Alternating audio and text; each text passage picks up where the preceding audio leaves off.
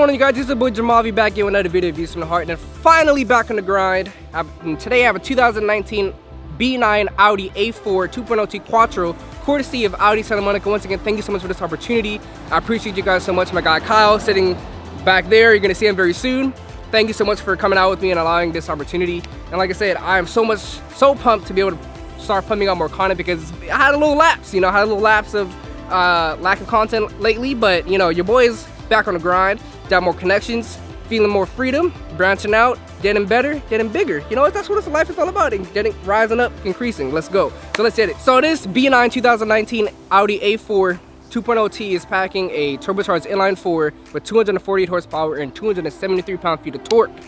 So with that being said, let's hop in this bad boy. This is my first contemporary Audi that I've done. I'm pretty unfamiliar with the brand overall. The last Audi that I've done was B7, B8, and it was also one of the ones that I learned how to drive a manual in. So if you want to check that video out, I did it with my brother. Shout out to you, I love you. Was when I first learned how to drive a 6-speed Audi A5. Way back in like July of last year. But anyway, this video is about the 2019, so let's go ahead and check this bad boy. Let's go. So what's this like driving a B9 2019 Audi A4 with a 2.0T Quattro all-wheel drive? For people that are not aware of Audi, Quattro is basically Audi's version of saying all-wheel drive, just being a little bit more fancy, just like how BMW has xDrive and Mercedes has 4MATIC. I almost forgot. But Audi's version is Quattro. And again, this vehicle is courtesy of Audi in Santa Monica. And once again, shout out to my guy Kyle. Kyle, if you'd like to introduce yourself, shout out Instagram, whatever you feel comfortable with. Feels for you to do so. Introduce yourself to the audience. I'm the social media manager at Santa Monica Audi. You can check us out at Santa Monica Audi on Instagram and Twitter. All right, here first. Like, once again, thank you. Like I said, of course, this is our first video together. Had a little mishaps here and there. It was irritating, but anyway, you grow and prosper, you live and learn, and you get better. Again, so now on to the 2019 Audi A4. Jumping right into it, right off the bat, like I said, this is my first really contemporary Audi. There's really nothing else that I can really compare this to other than obviously different brands. But what I'm most impressed of, just being the kind of like the end, not necessarily the entry level, that would be more so like the A3, but this used to be Audi's bread and butter. Before the US went on more so its crossover CUV sort of craze, this was Audi's bread and butter. This was probably their best selling car, and it's still probably the best bang for the buck Audi that you can personally buy, in my personal opinion, for the simple fact that the Audi A4 is based on a modular platform. So almost every other Audi that you can purchase is technically an A4, just kind of modulated. That's how the architecture is set up. Just about every other Audi is based on the architecture of what's in this vehicle. So realistically speaking, the heritage and the lineage of every other vehicle, and why I say it's the best bang for the buck, is because it's going to feel very similar and familiar to people, even on the higher level cars. Obviously, notwithstanding like an R8 or something like that, but it'll be very familiar for you, and it's one of the more affordable options from Audi. Now, what I'm definitely impressed by is how comfortable these seats are, courtesy of the Nougat. Sorry, excuse me. It's like a nutmeg interior, so I'm just calling it nutmeg. But and for anyone that is familiar with my videos, I definitely enjoy an interior that's anything other than black. I personally have red interior myself, and this is, like I said, this is like a kind of like a chocolate brown in a way. A little hard to describe. And see, LA traffic right here, people just going crazy. Like, it's not that big of a deal, just let them in.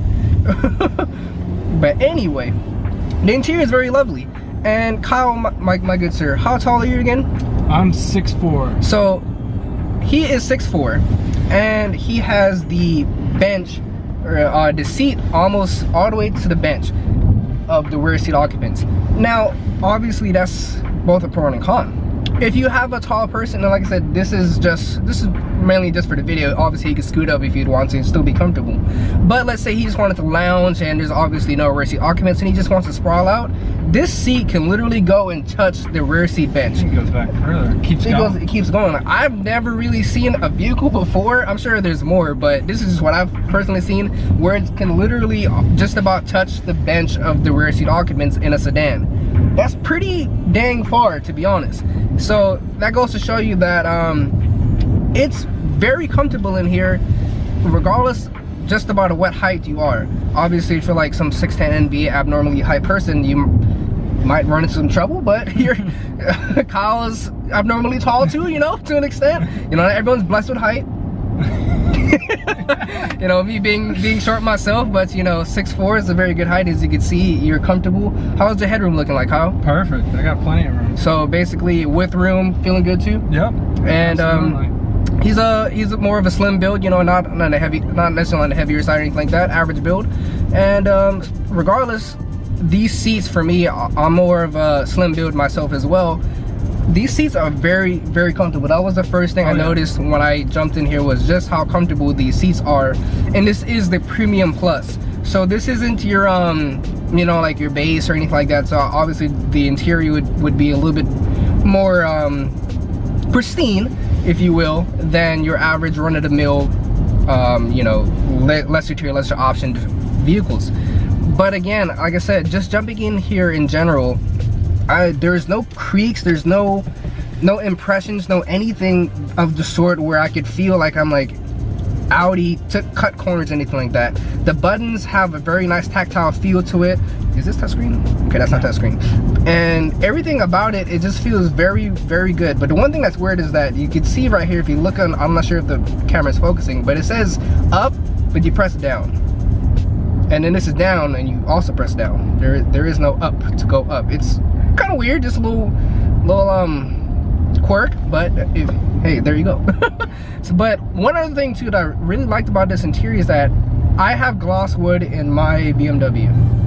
I cannot stand the gloss wood, but Audi in here, they have a nice, like almost, well not almost, but non-gloss, very natural-esque feel to it, and that is very, very much enjoyable. It has a much more luxury feel to it. It feels more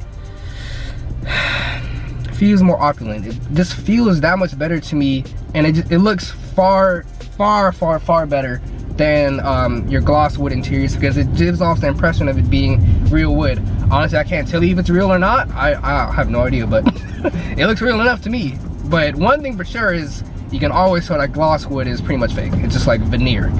But again, going forward with how the vehicle drives in and of itself, this is not a sports car by any means. There is a little body roll, but it's meant to be supple, it's meant to be comfortable. And I only say body roll in the sense that obviously this is not meant with any remotely in mind for it to be any sort of sports car. And with that being in mind, Audi is one of the only manufacturers that I've felt before, because I've driven a Bentley before, and as people, if you're not aware, Audi, or well, Volkswagen, who owns Audi, owns Bentley as well. That steering as well, it feels very reminiscent of what's in here.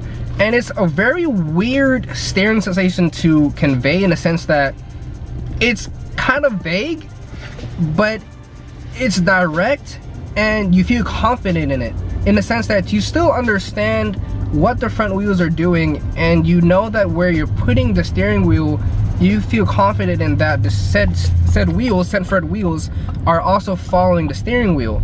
But it's not heavy, it's very light. I'm in dynamic mode right now, or excuse me, actually I'm in individual because I selected drive select. Let me see right here. I'm in dynamic again. And if you can see right there on the Audi's MMI, the infotainment system in here, you can see how it changed to dynamic below it, technically sport mode. I'm gonna put that into manual so I can control it by the paddles, just by flipping it over right here. And now I'm controlling it by myself. It's no longer automatic. I'm using the paddles located right behind here, and they have a fairly nice tactile feedback. They feel a little too plasticky in my opinion, but that's because I have carbon fiber paddles. You know, I retrofitted those. It didn't come with it, so don't call me out on that. Yes, genuine carbon fiber. but anyway, for these, a little too plasticky in my opinion, but overall it provides a nice tactile feedback to it. And with that being said, this is it's fun, but in a comfortable way. Like, if you're looking for something that can be fun in short bursts and provide a little spunk, you know, I think Audi is definitely the way to go for you. I feel like in terms of the three brands, I didn't really know how to really convey or what Audi was really aimed for in terms of its German contemporaries, Mercedes and BMW. I always viewed BMW, for the most part, they kind of fell behind with the F30 generation, with BMW being performance first, luxury second. Mercedes, in my opinion, was always viewed as, or as how I personally viewed it, as luxury first, performance second. And I guess you can kind of say that Audi is trying to hit in between, in the sense that it's trying to hit both of the aforementioned marks as number one. And I feel that, for me personally, when manufacturers try to do too many things at once, or try to focus and put the same amount of attention in two different things but try to reach the same level of attention, you're gonna see some sort of lapse somewhere. And in here, I'm not gonna say obviously because this is an A4, this isn't an S4, an RS4, anything like that, but I feel like they kind of hit that happy medium of providing something that's fun-ish. You know, like I said, again, this is not a sports car in that regard for my personal taste, but it's not something that is dreary and boring or drab either. I'm actually really enjoying the experience because I'm so used to being in a car that is fairly raw, but kind of beats you up. My car has sports suspension, so it's very rough, and I feel a lot of imperfections in the road and so on and so forth. In here, driving through Santa Monica, and anyone that lives in LA knows Santa Monica also doesn't have the best streets. Pretty much anywhere in LA doesn't have really good streets. we're not getting beat up. No. I still feel comfortable, and I'm not feeling the road imperfections either. It's absorbing it in a very good manner, and it's comfortable. The sound deadening is great. It's very isolated here. I'm very surprised for it to be, again, not like an A8 or anything like that. Something that you expect really good sound deadening. Now, I'm not saying this is at that level. I'm just saying I'm surprised for this sort of, you know, tier of vehicle for it to be as good as it is. I'm honestly impressed, and I'm eager to see how the S4 and RS4 and so on and so forth, because we're doing everything. You know, we're doing everything we possibly can. So I'm super excited, and again, thank you so much. I know I say so much, but I'm a very thankful guy, you know, as you guys can see. But I'm impressed with the overall quality of the cabin. It's something that I really can't find anything in here that I can pinpoint, and I can say that you guys really kind of, like, you really did that. You know, the only thing I could probably say, it doesn't matter to me because honestly I don't really care about it, is the fact that the touchscreen, well, it's not a touchscreen, the infotainment screen is not touchscreen. It's clear, it's visible, it's very how should I say? I don't really know the word, but you can see it very well. But it's not touchscreen, so that's something that may be of concern to some people. I don't know, personally, I don't see a need for it because you can control it over here with the dial. So, like I said, I don't have a touchscreen in my car, so I guess my opinion on that is a little bit skewed. But overall, let me get some acceleration shots, and this is mated to a 7-speed automatic. And again, for 248 horsepower, again, obviously that's, see, a little body roll right here, little body roll, but it wasn't anywhere near to the point where I'm like, oh god, this feels unsafe, you know. It felt comfortable, it felt good. Let me just make sure, because you know this is a weird intersection, you know, we don't want no issues. But overall, I can feel definitely the get up, the 278 pound-feet of torque, and all-wheel drive. Zero grip issues whatsoever. Audi is really good with doing that in utilizing Quattro to deliver the best traction possible. And obviously you know, this isn't the most powerful car, for obvious reasons, but it's just safe. Like, this is something that anyone. Still got some kick for sure. Yeah, it has some kick. It definitely does, and I feel like that can be attributed mostly to the fact that it is all-wheel drive. Obviously, I can't really talk to the front-wheel drive, and I think front-wheel drive is just. Don't do front wheel drive, do Quattro. I'll tell you that right now. Don't, unless it's rear wheel drive. I'm pretty sure the A4 does not come in rear wheel drive, right? So it doesn't come in rear wheel drive. So Quattro, in my personal opinion, is the only way to go. With that being said, it has some nice kick to it. It feels adequate enough for LA traffic. It gives you enough of a punch to make your overtakes without feeling like, damn, this car is slow. Yeah, it's not. It has some nice little kick to it, and it doesn't feel lacking in that regard. It's a nice, very, very comfortable, very, very well suited everyday commuter, and this is honestly something that I could personally see myself driving as a commuter vehicle on a daily basis. It's really, and so it's not necessarily a sports car in the sense that, for my personal reasons, I drive a sports car every day because I'm just at that point in my life where I enjoy the feel of a sports car. But again, if you drive a sports car every day and you hop into something that is comfortable and posh and plush like this, that's a nice little kicker. Oh, okay, excuse me. Oh, see that right there. So it has very nice jump, but just like what's usually happens on a small turbocharged vehicle, especially 2-liter inline 4, once you get higher up in the range, this red line's at about 7,000. You feel that the power band starts to drop off a little bit. So obviously, if you're in manual mode, just shift around like 5,500, 6,000. You keep it in the power band and you're good to go. Don't rev it all the way out because you feel like as if the engine kind of plateaued or kind of hit a wall a little bit. That's just turbo engine cars. It's the same in my cars though, even though my car has about 400 horsepower. I have to shift at about 5,500 RPMs because the turbo is small and it's out of efficiency when you're revving it higher up. But this has great low end torque. It doesn't feel lethargic down low at all. It gives you phenomenal kick for what it is, with contextually obviously. And you know, see, when you have cameras on, people are always looking like that, you know, hey, what's up people? This is definitely a very good vehicle. I definitely enjoy it. It's something that is comfortable and is a very well suited everyday driver.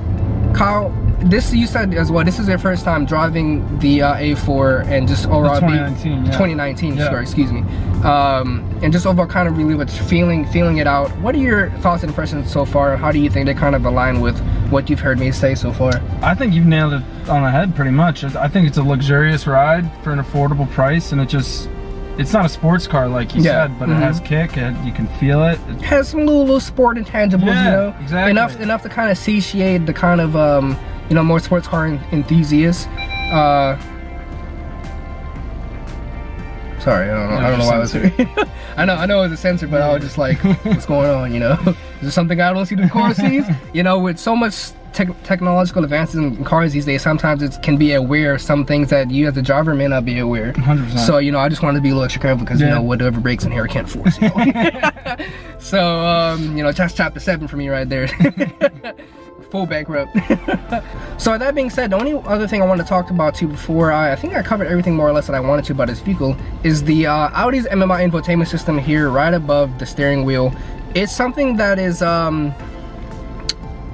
first impressions, as someone has never really experienced it before, never really driven with it, it's something that I always thought was very too busy for for it to be placed in front of the driver. I always thought it was kind of cluttered or something like that, and that's obviously coming from someone who hasn't experienced it before. But now, having experienced it, I really enjoyed it. It's something that is very unique to Audi, and I think they have the game on lock when it comes to providing an infotainment system that gives you all the necessary information, as well as providing the GPS as both on the infotainment system in front of the driver, where usually the tachometer and the you know, your speed, where it displays your speed, is generally central. And it also displays it on the center console screen over here. But overall, I'm very impressed, and it's something that I wish I had in my car. Can't even lie. It's really it's really cool. It's all digitalized. It's something that is really snazzy. Yeah. And it's something that I feel like also separates Audi from, you know, Mercedes and BMW, because as far as I'm aware, I think the new BMW 3 Series, the 2019 one, kind of is trying to emulate that. But Audi has that on lock, and in offering something that is just so simplistic, but yet cool at the same time. Yeah, I think it gives a luxurious feel to it. Yeah, because it's something that it's hard to see, because obviously probably do like copyright and stuff like that. But Audi's the one that's been able to do it and pioneer it. And it's something that is, once you experience it and kind of understand it, and not just looking at it through videos, but just using it on kind of like a daily basis, it's something that is, you want it. It's kind of like when this vehicle doesn't have a panoramic roof, but once you experience a panoramic roof, you kind of want a panoramic roof all the time. And that's the same way I feel with Audi's MMI infotainment system here, which is ubiquitous throughout pretty much every Audi. So But that being said, I think I covered everything I need to about this vehicle. Again, this is courtesy of Audi in Santa Monica. Once again, thank you so much, Kyle. Of course. Appreciate you, Nico, and everyone else involved for allowing me this opportunity. And overall, would I own this vehicle? Yes. Yes, I would. I absolutely would. As a daily driver, though, would it satiate my sports car tendencies or just my sports car thirst for at the point where I'm at in my life? Obviously it wouldn't, because it's not aimed to be a sports car. So you know, you can't put a square peg in a round hole. It's that simple. Yep. But overall, I love this vehicle. It's a little, it's like, it's obviously it's like the sensors and letting you know, because we're in pretty much deadlock traffic, Santa Monica. What else is new? But you look too beepy, you know, kind of. I'm paying attention to you, you know. But it's cool. Obviously, technology like that is pretty cool to have. Just never depend on technology. In my personal opinion, you should always be paying attention to the road, and that's pretty much it. 100%. So that being said, it's your boy Jeameave, Views from the Heart. Hope you guys enjoyed the video. Appreciate you guys so much. There's a lot more content coming your way. If you haven't already, be sure to hit that subscribe button and check out Santa Monica Audi. Santa Monica Audi on Instagram and Twitter. Well, there, you heard it there first. So thank you so much. See you in the next video, and have a blessed day, and I'm out.